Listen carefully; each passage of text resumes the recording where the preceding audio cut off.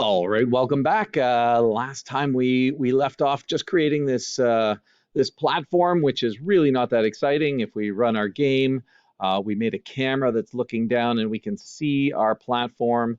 However, this is a very dull game indeed. So I would like to add a couple more things just to show you the process of adding these, and then we'll move on to actually start to create some kind of game here. But let's see how we would throw some other things in this scene just to make it a little more exciting. As you remember, a scene is a collection of nodes that do things. Often that they should be related together. And later on, we're going to create multiple scenes and actually bring scenes into scenes as we get a more elaborate game. But in this case, all I've got is a tabletop. I need some stuff to play with here. So I am going to go and add a couple more things to my level one. Now remember, level one is the root node. This means everything is a child of it. And then we have children that have grandchildren that have, as we go along, you're kind of adding more things to your game.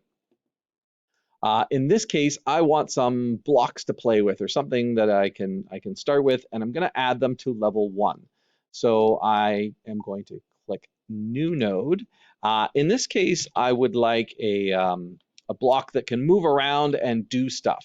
And for this, remember we talked about a static body. The floor was a static body. It meant it stayed there and didn't do anything. In this case, I've got other physics bodies that I want to add, and you can in fact type physics bodies. Physics um, physics bodies here. You can see there's a few different ones that are based off of under this folder. A kinematic body. This is a body that can move. A bone, in fact, for this is when you get really elaborate games where you want to have characters that can move in a natural fashion.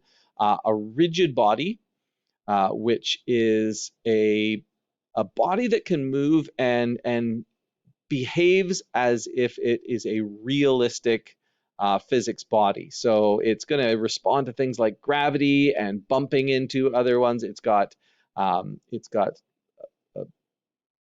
flexibility, and it's got bounciness or hardness, so, and it's got weight, so it's a real natural one. And then of course the static body we talked about here before is just something that sits there. So in this case, I want these blocks to actually behave like real blocks, so I'm going to create a rigid body.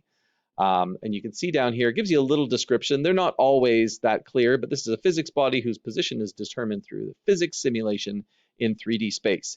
And what that means is that I don't get to move it and control it in a natural way, say with my keyboard. It just responds as if it were a real physical object in my game. So I don't have as much control over it as, say, something what we call a kinematic body. This is something that I get to move around and behaves realistically. So I'm going to create a rigid body here. And remember, first thing I want to do so I don't forget is I'm going to give this a name, call it block. Notice we get the same kind of error message here as we did with the floor. Node configuration warning, it doesn't have a shape. So you're going to see that this happens all the time where we get this. You add something, it tells you, hey, you don't have a shape.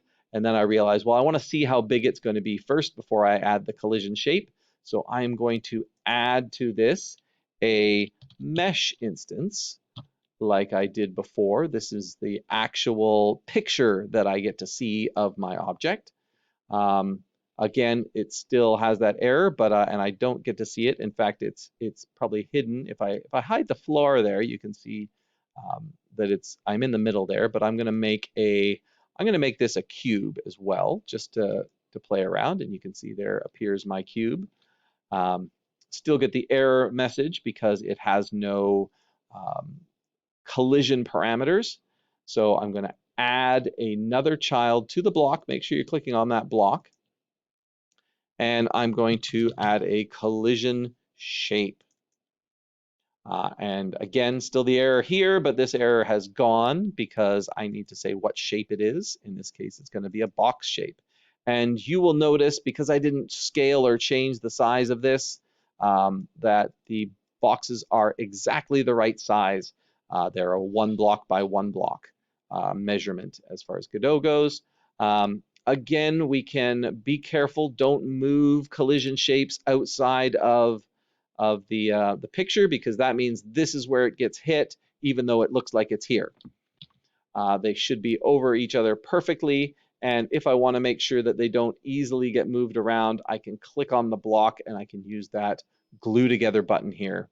Make sure the object's children are not selectable so that I don't accidentally move them very easily around. I'm going to bring my floor back, and you can see it's actually buried in the middle of the floor. So this block I'm going to lift up here like so. Now, here's the really cool thing, and why something like a game engine is really, really handy, because they've done a lot of the heavy work for you. I have made a rigid body, which, as I said, is a physics body, which means it responds to realistic and real world physics. In fact, you can see some properties over here that you can change, but I don't have to do any other programming. It's just going to behave as a real block would behave. And since it's sitting in the air, gravity is going to affect it and pull it down. So if I just play my game right there,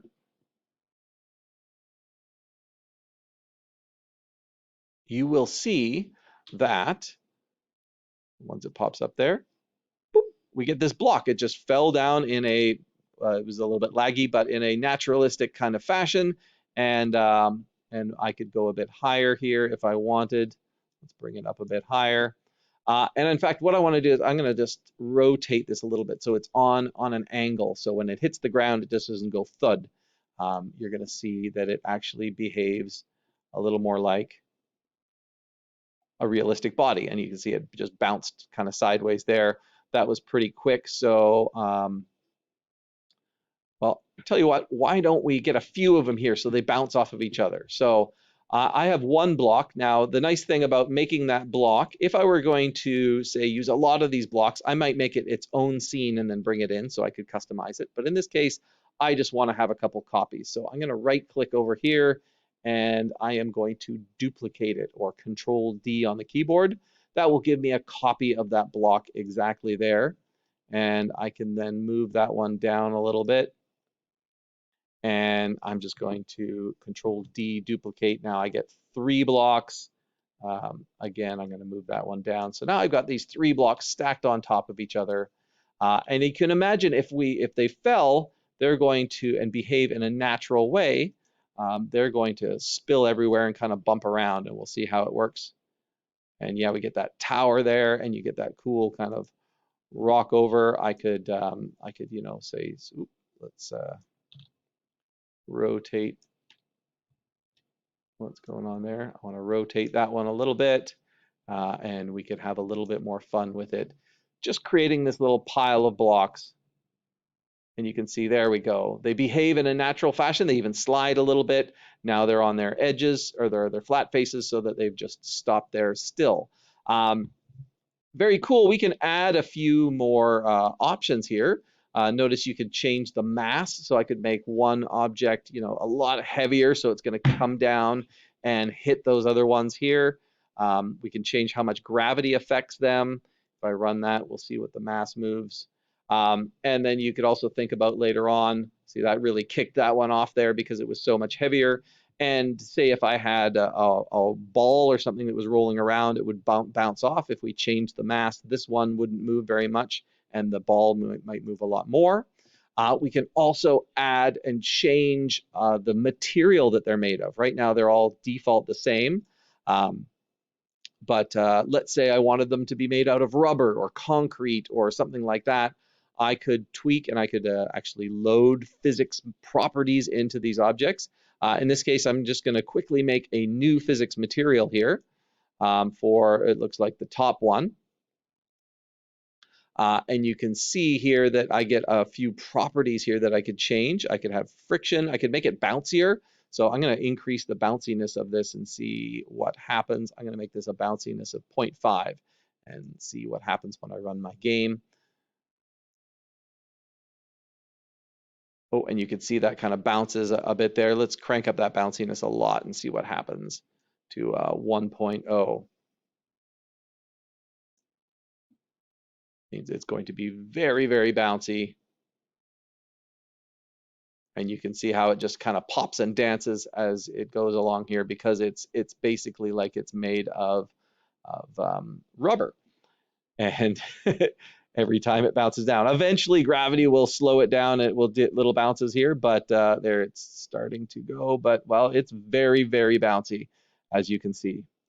Um, Probably don't want to have infinite amount of bounce, and that's not a natural material. Oh, in fact, it's going to bounce itself all the way off the edge of the property there. But probably because I gave it a big mass and a lot of bounce, then gravity would pull it down and essentially cause it to go crazy.